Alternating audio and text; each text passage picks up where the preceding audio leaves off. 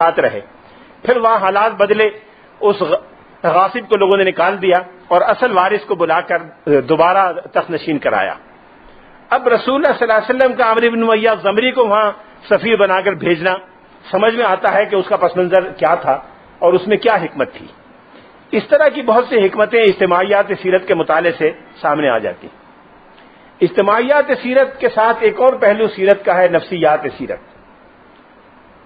قدیم مفسرین، سیرت نگار اور محدثین اس فن سے زیادہ دلچسپی نہیں رکھتے تھے، لیکن انہوں نے بعض چیزوں کی طرف اشارے کیے ہیں جس کا مقصد یہ ہے کہ یہ بتایا جائے کہ رسول اللہ صلی اللہ علیہ وسلم نے جو بات ارشاد فرمائی اس کے پیچھے حکمت کیا تھی، مخاطبین کے ذہن میں کیا خیالات یا تصورات تھے جن کی وجہ سے آپ نے کوئی بات ارشاد فرمائی.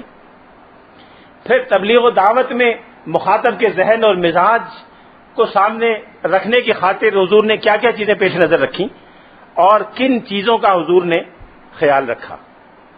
اس میں تدریج ایک بنیادی چیز ہے. حضرت عائشہ صدیقہ کی ایک روایت ہے صحیح بخاری میں کہ رسول اللہ صلی اللہ علیہ وسلم نے جو احکام دیے وہ تدریج کے ساتھ دیے.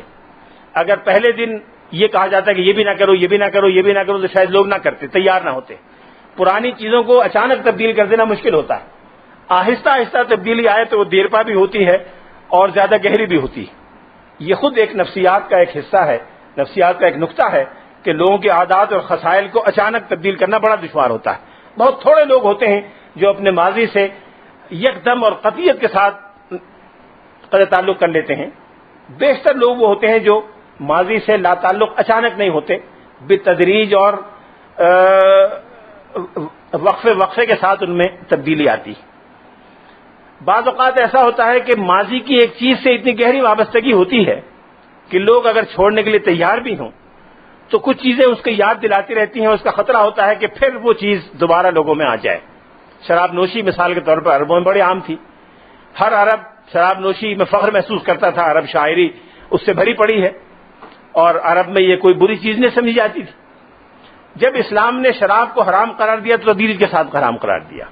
تدریج سے تو ہم سب واقف ہیں، لیکن تدریج کے ساتھ ساتھ ایک اسٹیج ایسا تھا کہ رسول اللہ صلی اللہ علیہ وسلم نے بعض ایسی چیزوں کی ممانعت بھی فرما دی جو دراصل اسلام میں حرام نہیں تھی، لیکن ان سے شراب کی یاد یا شراب کی وابستگی پیدا ہوتی تھی. عرب میں شراب بنانے کے مختلف طریقے ہوتے تھے. ایک طریقہ یہ ہوتا تھا کہ بڑا کدو لے کر اس کو خشک کر لیا جائے اور اس کدو جب وہ خشک ہو جائے تو اس میں انگور یا کھجور کا رس یہ بھر کے باہر لٹکا دیا جائے، وہ ہوا سے رات کو ٹھنڈا بھی ہو جائے اور اس میں خمیر بھی پیدا ہو جائے اور اس سے شراب بنتی تھی. اس میں محفوظ بھی رکھی جاتی تھی. چنانچہ کدو کا لفظ فارسی میں بھی شراب کے برتن کے لیے استعمال ہوتا ہے. علامہ نے بھی استعمال کیا ہے، خالی ہیں خانقاہوں میں صوفیوں کے کدو. تو کدو یہ وہی چیز ہے جس میں شراب رکھی جاتی تھی.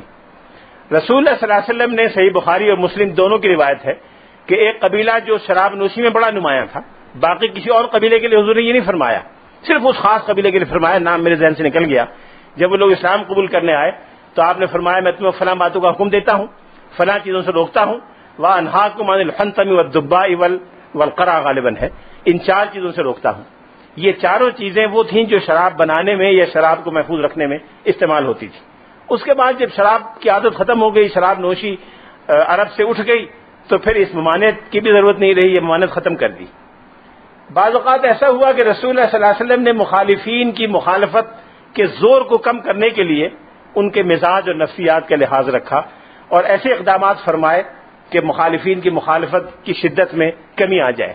ابو سفیان کی مثال میں نے کل دی تھی کہ ابو سفیان کی صاحبزادی سے حضور نے شادی کر لی اور اس کے بعد پھر ابو سفیان حضور کے مقابلے میں کبھی میدان میں نہیں آئے. عرب میں یہ اعزاز اور انسانی وقار کے خلاف سمجھا جاتا تھا کہ کوئی شخص اپنے داماد کے خلاف کسی بھی تحریک یا حرکت میں شریک ہو.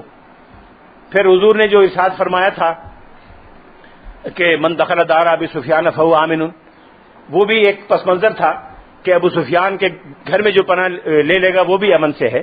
یہ بھی ایک ایسی چیز تھی کہ مکے کے سردار کے گھر کو امن کا مرکز قرار دے دیا جائے تو عام لوگ اس سے جو میسج لیں گے وہ ایسا تھا کہ اس وقت مسلمانوں اور اسلامی دعوت کے لیے ناگزیر تھا کہ ایسا کیا جائے. بعض اوقات ایسا ہوتا تھا کہ کسی ایک فیصلے یا اقدام سے خطرہ ہوتا تھا، اس کا امکان تھا کہ اس کا رد عمل ایسا ہو کہ جو مناسب یا مفید نہ ہو، اس کے لیے بڑے تحمل سے اور لوگوں کے مزاج اور طبیعت کو دیکھ کر کوئی فیصلہ کرنے کی ضرورت ہوتی تھی۔ جب رسول اللہ صلی اللہ علیہ وسلم فاتحانہ مکے میں داخل ہو رہے تھے تو آپ کا پروگرام مکہ مکرمہ کو پیسفلی قبضے میں لینے کا تھا، کوئی ملٹری ایکشن مقصود نہیں تھا۔ آپ نے ہدایات واضح طور پر دی تھیں کہ جب تک مزاحمت نہ ہو تلوار نہ اٹھائی جائے، اور ایک موقع پر حضرت خالد نے تلوار اٹھائی تو حضور نے پسند نہیں فرمایا اور اس کے بارے میں ناپسندیدگی کا اظہار بھی فرمایا۔ جب ہی مکے میں ابھی داخل ہو رہے تھے اور ابھی مکے کے خلاف ملٹری ایکشن مکمل نہیں ہوا تھا تو ایک دستے کے سربراہ سعد بن عبادہ تھے جو قبیلہ خزرج کے سردار تھے اور اتنے بڑے آدمی تھے، اتنے غیر معمولی انسان تھے کہ انصار کی طرف سے ان کا نام خلافت رسالت کے لیے پیش ہوا تھا۔ انہوں نے کہیں زور بیان میں کہہ دیا کہ الیوم یوم الملحمہ الیوم تستحل الحرمہ، آج کا دن جنگ کا دن ہے، آج ساری حرمتیں ختم ہو جائیں گی اور ہر قسم کی حرمت کو حلال قرار دے دیا جائے گا۔ اب خطرہ تھا کہ کہیں اس جذبے سے اگر وہ داخل ہوں اور کوئی ہتھیار استعمال کریں تو پتہ نہیں کیا ہو، تو کسی نے حضور کو اطلاع دی کہ سعد بن عبادہ یہ کہہ رہے ہیں۔ اب سعد بن عبادہ کو اس موقع پر ہٹانا ایک تو حکمت عملی کے نقطہ نظر سے عین میدان جنگ میں کمانڈ کو تبدیل کرنا مناسب نہیں ہوتا، پھر سعد بن عبادہ جیسے اتنے بڑے آدمی کو جو مزاجن بھی کچھ حساس تھے، طبعاً بھی حساس تھے، ان کو ہٹانا بھی مناسب نہیں تھا، لیکن ان کو ہٹائے بغیر چارہ بھی نہیں تھا، تو آپ نے کہا کہ عبادہ سے عالم لے کر ان کے بیٹے کے ہاتھ میں دے دو۔ اب ظاہر ہے کوئی باپ اپنے بیٹے کی جانشینی پر ذرہ برابر ناخوشی کا اظہار کر ہی نہیں سکتا، کوئی قبیلہ اس پہ ناخوشی کا اظہار نہیں کر سکتا۔ یہ اتنا غیر معمولی لطیف ترین اقدام تھا جس سے مقصد بھی حاصل ہو گیا، اور جو خطرات یا امکانات تھے کسی منفی رد عمل کے، چاہے وہ تھوڑا ہی ہوتا لیکن کیوں ہوتا، نہیں ہوا۔ بعض اوقات ایسا ہوتا تھا کہ رسول اللہ صلی اللہ علیہ وسلم کو یہ خدشہ ہوتا تھا کہ کسی صحابی یا کسی کے دل میں کوئی بدگمانی نہ پیدا ہو، اور بدگمانی ہر ایک کے دل میں پیدا ہو سکتی ہے۔ ایک چھوٹا سا واقعہ جس سے میں کئی بار خود بڑا متاثر ہوا، جب بھی میں اس کو سوچتا ہوں تو میرے دل پر اثر ہوتا ہے۔ رسول اللہ صلی اللہ علیہ وسلم مسجد نبوی میں اعتکاف فرما تھے۔ اعتکاف کی حالت میں ازواج سے تعلق یا میل جول اعتکاف کے خلاف ہے۔ کسی غرض سے غالباً کھانا دینے یا برتن دینے یا کوئی کپڑا دینے ام المومنین حضرت صفیہ حضور کے پاس مسجد نبوی میں آئیں۔ اب رات کا وقت تھا، عشاء کے بعد، آدھی رات کے بعد جب وہ گھر جانے لگی تو حضور مسجد کے دروازے میں کھڑے ہو گئے کہ میں کھڑا ہوں، تم آگے نکل جاؤ۔ ابھی وہ نکلی نہیں تھی مسجد سے تو ایک صحابی جو گلی کے اوپر کے سرے سے گزر رہے تھے، دو صحابہ کرام انصاری تھے دونوں، وہ دونوں گزر رہے تھے، وہ دیکھ کے ٹھٹکے کہ حضور رات کو تنہا گلی میں خاتون کے ساتھ کھڑے ہیں، ویسے تو اعتکاف میں ہیں، تو آپ نے ان دونوں کو آواز دی کہ ادھر آؤ۔ وہ دونوں آ گئے، آپ نے فرمایا انما ہی صفیہ بنت حیی، یہ صفیہ بنت حیی ہیں۔ انہوں نے کہا یا رسول اللہ ہمارے دل میں تو کوئی بدگمانی نہیں پیدا ہو سکتی۔ انہوں نے کہا لا ان الشیطان یجری من الانسان مجری الدم، شیطان انسانوں کی رگوں میں خون کی طرح دوڑتا ہے، ہو سکتا ہے یہ بدگمانی تمہارے دل میں ڈال دیتا کہ یہ رات کو کون خاتون تنہا آئی ہے اعتکاف کی حالت میں، اسے میں نے یاد دلانا ضروری سمجھا۔ اس سے پتہ چلا کہ انسانی نفس میں طرح طرح کے رجحانات اور طرح طرح کی بدگمانیاں اور خیالات پیدا ہو سکتے ہیں، اور اس کو دور کرنا اور سمجھنا یہ بڑا ضروری اور ناگزیر ہے۔ نفسیات سیرت کے بعد کچھ اور ضمنی موضوعات ہیں جو ارباب سیرت نے بیان کیے ہیں۔ ایک تو اس میں سے دلائل نبوت ہے جو دراصل تو علم کلام کا مضمون ہے، لیکن کلام اور سیرت دونوں کے گویا سرحد پر واقع ہے، کچھ حصہ کلامیات کا ہے، کچھ حصہ سیرت کا ہے، جس میں معجزات کا بیان شروع میں تو کیا گیا۔ کچھ حضرات نے جب سیرت پر کتابیں لکھی تو دلائل نبوت پر الگ ابواب بنائے، اس میں معجزات اور وہ تمام غیر معمولی پہلو حضور کی شخصیت کے جن سے حضور کی نبوت کی تائید ہوتی تھی وہ اس میں بیان فرمائے گئے۔ پھر بالتدریج اس میں بعض علمی اور کلامی مباحث بھی شامل ہوتے گئے کہ معجزہ کیا ہے، نبوت کیا ہے، پھر وحی کیا ہے، پھر وحی اور دوسرے ذرائع میں فرق کیا ہے۔ یہ وہ چیزیں ہیں جو دلائل نبوت کہلاتی ہیں۔ دلائل نبوت پر بہت سی کتابیں لکھی گئیں، جن میں سے 30 کتابوں کا تذکرہ ایک سیرت نگار نے کیا ہے کہ 30 کتابیں عربی زبان میں اس سیرت نگار کے علم کی حد تک موجود ہیں۔ فارسی میں بھی اس موضوع پر کتابیں ہیں، اردو کا دامن بھی خالی نہیں، فارسی سے ترجمہ بھی ہوا ہے شیخ عبدالحق محدث دہلوی کی کتابوں کا، علامہ سیوطی کی کتاب کا، اور کئی کتابوں کے ترجمے اردو میں موجود ہیں، اور الگ سے بھی کتابیں دلائل نبوت پر موجود ہیں۔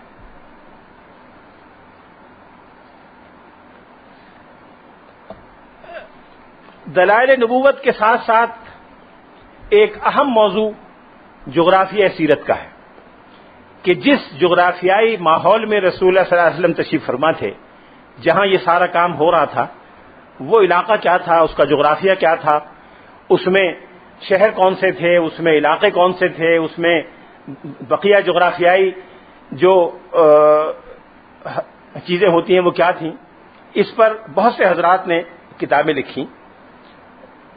عربی زبان میں کم از کم 1 درجن کتابیں موجود ہیں جو 30ویں صدی ہجری سے لکھی جانی شروع ہوئیں اور اخیر تک 20ویں صدی کے اوائل تک لکھی گئیں۔ اردو میں ایک کتاب موجود ہے بر صغیر کے ایک بزرگ کی، ڈاکٹر صاحب تشریف فرما ہیں، اسلامی نظریاتی کونسل کے چیئرمین ہیں۔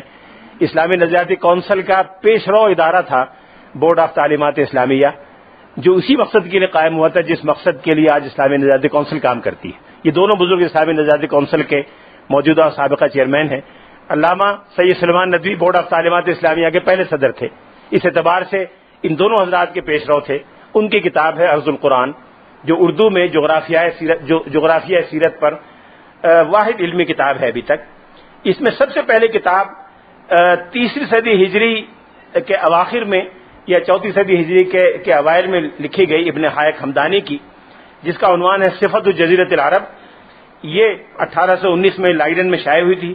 اس میں عرب کا علاقہ، جغرافیہ، اقوام، قبائل، راستے، پہاڑ، تالاب، ان سب چیزوں کا بیان ہے۔ اس میں خاص طور پر ان علاقوں کا بیان بڑا اہم ہوتا ہے جہاں کوئی غزوہ ہوا یا کوئی خاص واقعہ پیش آیا، یا رسول اللہ صلی اللہ علیہ وسلم نے کسی خاص قبیلے سے کوئی معاملہ فرمایا اور اس قبیلے کو کوئی ایسی مراعات آپ نے دیں جو اوروں کو نہیں دیں، تو وہاں جغرافیہ بڑا اہم ہوتا ہے کہ وہ مراعات ان کو کیوں دی گئیں۔ بعض مراعات حضور نے دی، میں ذکر کروں گا ریاست مدینہ کے باب میں، کہ بعض قبائل اور علاقوں کو خاص مراعات جو دی گئیں وہ کیوں دی گئیں۔ جغرافیہ سیرت سے اس کا اندازہ ہوتا ہے کہ اس کا پس منظر کیا تھا۔ ایک اور اہم کتاب ہے جو 5ویں صدی ہجری کی لکھی ہوئی ہے، معجم و مستعجم۔ وہ ادب کی کتاب بھی ہے، لغت کی کتاب بھی ہے، ڈکشنری بھی ہے، لیکن بیسیکلی وہ جغرافیہ سیرت پر ہے، اور عرب کا جغرافیہ جس حد تک ان کے علم میں ہے یا ان کو حاصل ہوا انہوں نے بیان کیا۔ بقیہ کتابوں کے نام میں چھوڑ دیتا ہوں۔ کوئی 8-10 کتابیں ہیں جو عام دستیاب ہیں، جن میں عرب کا جغرافیہ اور عرب کی معدنیات اور عرب کے صوبوں، دیہاتوں وغیرہ کا تذکرہ ہے۔ جامع ترین کتاب، جو قدیم ترین تو نہیں ہے لیکن جامع ترین کتاب معجم البلدان ہے، جو یاقوت حموی کی لکھی ہوئی ہے۔ انہوں نے مکہ و مدینہ کی قدیم تاریخ بھی لکھی ہے، اور جتنے بعد کے لکھنے والے ہیں انہوں نے یاقوت کی کتاب سے بڑا استفادہ کیا ہے۔ یاقوت کے سامنے قدیم کتابیں ساری تھیں۔ ازرقی کی ایک اخبار مکہ ہے جس میں مکے کے جغرافیہ کا تذکرہ بھی ہے، وہ یاقوت کے سامنے تھیں۔ کل پرسوں میں نے ذکر کیا تھا کہ ہمارے بر صغیر کے ایک صاحب ہیں مولانا عبد الغنی الیاس، انہوں نے ایک کتاب 3-4 کتابیں لکھی ہیں بیوت النبی وغیرہ پر اور مدینہ منورہ کے مسجد نبوی کے جغرافیہ پر۔ یہ تو جغرافیہ سیرت کے بارے میں وہ